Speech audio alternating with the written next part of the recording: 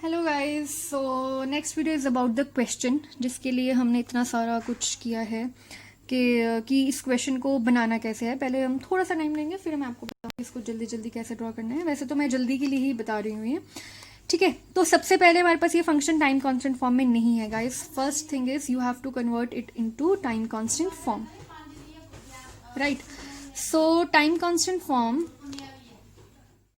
So for time constant form हमने यहाँ से इसको st+1 के फॉर्म में बनाया था। यहाँ से मैंने 20 कॉमन ले लिया, ठीक है। तो यहाँ से मैंने 100 कॉमन लिया और यहाँ से 100, तो 2 बार 100 आ गया, ठीक है। तो फिर इसको अगर हम थोड़ा काटेंगे तो यहाँ पे क्या आ जाएगा 50 कट कर, ठीक है। बाकी मैंने इसको, ये हमारी टाइम कांस्टेंट फॉर्म हो गई है, ठीक है। तो अब आपको कट ऑफ फ्रीक्वेंसी भी बहुत अच्छे से पता होगी, st+1 होती है और ω/c=1/t, ठीक है। तो पहले मैंने यहाँ पे कट ऑफ फ्रीक्वेंसीज भी लिखी हुई हैं।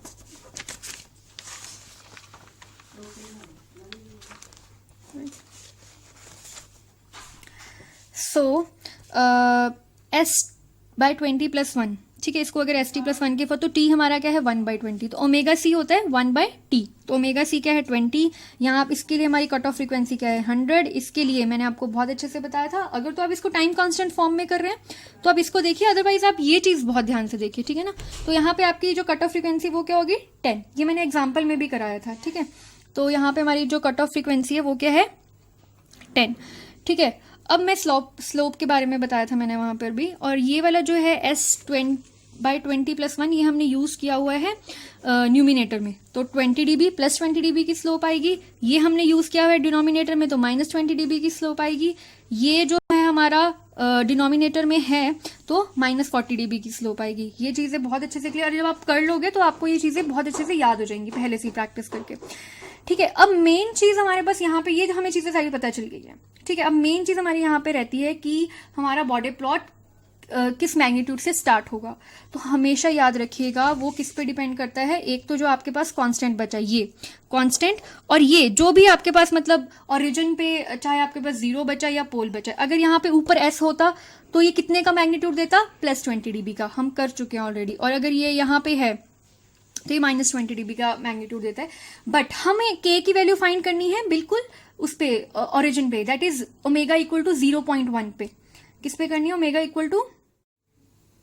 जैसे कि आपको पता है कि जब हम बॉडी प्लॉट ड्रॉ करते हैं तो ये वाला हमारा क्या होता है 0.1। इस पॉइंट पे हम कहाँ से अपने उसको स्टार्ट करेंगे, बॉडी प्लॉट को बनाना स्टार्ट करेंगे, वो वैल्यू जाननी बहुत जरूरी है। तो वो किस पे डिपेंड करती है आपकी, एक तो आपकी डिपेंड करती है वो कि आपके कांस्टेंट, दैट इज के की कांस्टेंट की क्या वैल्यू है, जो यहाँ पे है 1/50।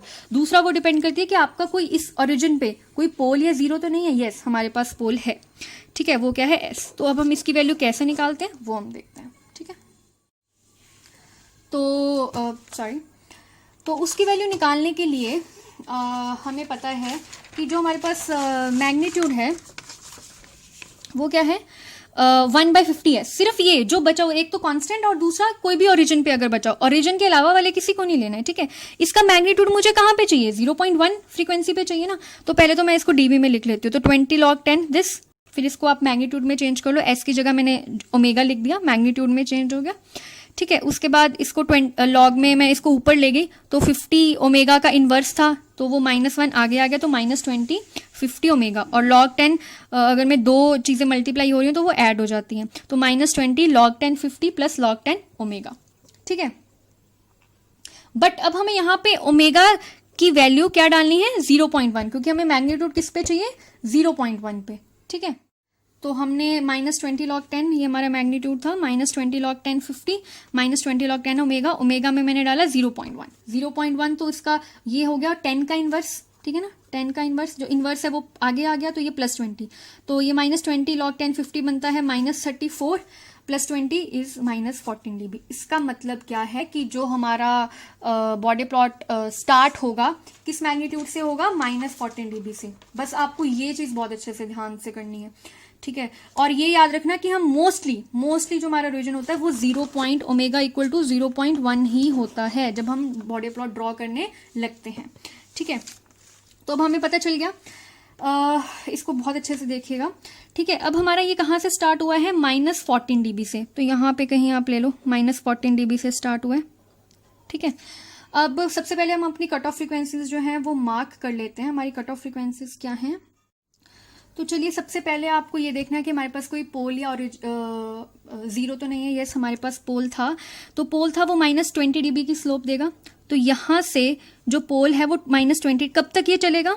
जब तक कि हमारी दूसरी कट ऑफ फ्रीक्वेंसी, ये मैंने मार्क कर दी है 10, जो हमारी क्वाड्रेटिक फंक्शन की थी कट ऑफ फ्रीक्वेंसी, तो वो -40 dB का वो देगी, स्लोप देगी। तो उसके बाद है हमारी 20, जो हमारी 20 dB का स्लोप देगी। उसके बाद है 100 हमारी कट ऑफ फ्रीक्वेंसी, जो -20 dB का स्लोप देगी। वो हम पीछे देख चुके हैं कि कैसे। ठीक है, तो -14 से स्टार्ट हुआ। अब हमारे पास एक पोल था, तो हमारे पास -20 dB की एक स्लोप चलेगी। चली -20 dB की एक स्लोप कहाँ पे आ गई? 10 तक। 10 के बाद 10 पे हमारी एक -40 dB की और ऐड हो जाएगी। ठीक है, कहाँ तक ऐड होगी? 20 तक। यहाँ पे कौन सी स्लोप आ गई? -20 dB पर डिकेड की। तो -20 और -40 कितना हो गया? -60। तो 60 कहाँ तक? 20 तक। अब 20 आ गया तो +20 की, तो -60 + 20 कितना हो गया? -40 dB की स्लोप हो गई। ठीक है, 100। तो फिर अब हम आ गए 100 पे आ गई -20 की। ठीक है, 1 सेकेंड। और फिर से -20 dB की स्लोप आ गई। ऊपर से ये क्या चल रही थी? -40 dB की स्लोप।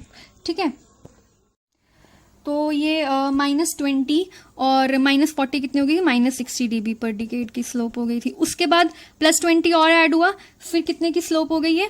-60 + 20 40 dB पर डिकेड की स्लोप हो गई थी।